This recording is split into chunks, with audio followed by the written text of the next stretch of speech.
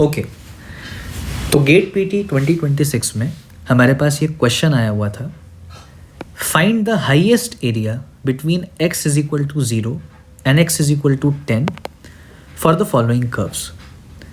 इन 3 curves में से एक डी ऑप्शन भी वहाँ पे दिया हुआ था, क्योंकि मेमोरी बेस्ड है तो इतना मुझे अभी ध्यान नहीं है, बट ऑप्शन में हमारे पास 4 कर्व्स थे और हमें ये पूछा गया था कि अगर आप उन कर्व्स का x इज इक्वल टू 0 से x इज इक्वल टू 10 के बीच में एरिया इवैल्यूएट करें तो किसका एरिया हाईएस्ट आएगा।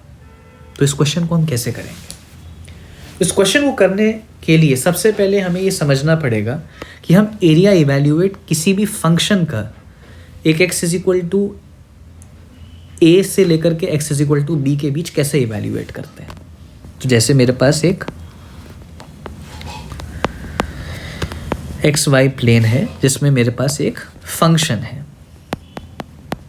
मेरे पास ये फंक्शन है और x is equal to a से x is equal to b के बीच मुझे एरिया इवैल्यूएट करना है। तो मैं जानता हूँ कि area under the curve x is equal to a से x is equal to b के बीच में होता है integral of f of x dx x is equal to a से लेकर के x is equal to b के बीच में। तो मैं क्या करूँगा, अब मैं हर एक ऑप्शन में एरिया इवैल्यूएट करूँगा under the curve from x is equal to 0 to x is equal to 10 and then देखूँगा कि सबसे ज़्यादा एरिया किसका आ रहा है। तो जैसे मेरे पास a ऑप्शन है y is equal to 3x। अब मुझे x इज इक्वल टू 0 और x इज इक्वल टू 10 के बीच में इसका एरिया इवैल्यूएट करना है। तो कैसे इवैल्यूएट करूँगा, तो a1 is equal to integral of 0 to 10 3x dx। अब 3 आपका कांस्टेंट है तो वो इंटीग्रैंड से बाहर आ सकता है, तो अगर वो बाहर आ गया तो अंदर इंटीग्रल बन जाता है x dx फ्रॉम 0 टू 10। अब आप जानते हैं कि इंटीग्रल ऑफ x की पावर n dx का हमारे पास फॉर्मूला होता है x की पावर n+1 अपॉन n+1। तो यहाँ पे इंटीग्रल ऑफ x dx आ जाएगा x की power 1+1 upon 1+1 evaluated from 0 to 10। तो बेसिकली हमारे पास ये आ गया 3x² by 2 evaluated from 0 to 10। तो इसका आंसर हमारे पास आ जाएगा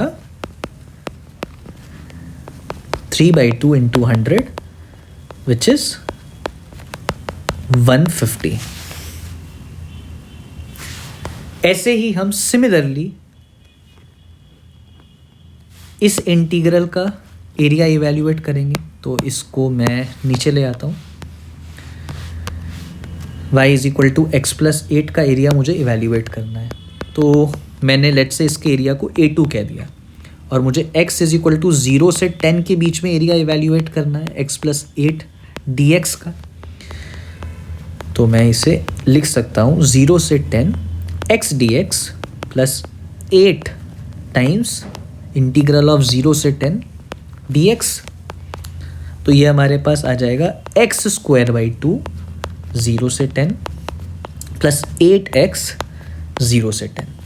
तो ये आ जाएगा 10² बाई 2 प्लस 8 इंटू 10, ये आ जाएगा 100/2 50, 50 प्लस 80 इज 130। तो a2 हमारे पास क्या आ गया, 130 आ गया।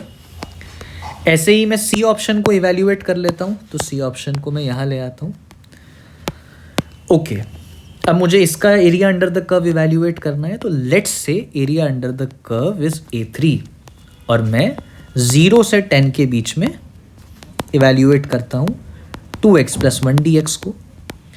तो ये आ जाएगा 2 इंटू x² बाई 2, क्योंकि x की पावर 1 था तो मैंने अगेन वही फॉर्मूला लगा दिया, इंटीग्रल ऑफ x की power n dx is equal to x की पावर n+1 अपॉन n+1। तो ये x की पावर 2/2 हो गया प्लस x 0 से 10। तो ये हमारा आ गया 10² प्लस 10, 10² इज 100, 100 प्लस 10 इज 110। तो आप देख सकते हैं कि a1 हमारे पास आया था 150, A2 हमारे पास आया था 130 और A3 हमारे पास आया था 110। और ऐसे ही फोर्थ ऑप्शन जो आपको एग्जाम में गिवन था उसका भी एरिया इन सबसे कम ही था, मतलब 150 हमारा हाईएस्ट एरिया था। तो इस क्वेश्चन का आंसर है हमारा y = 3x।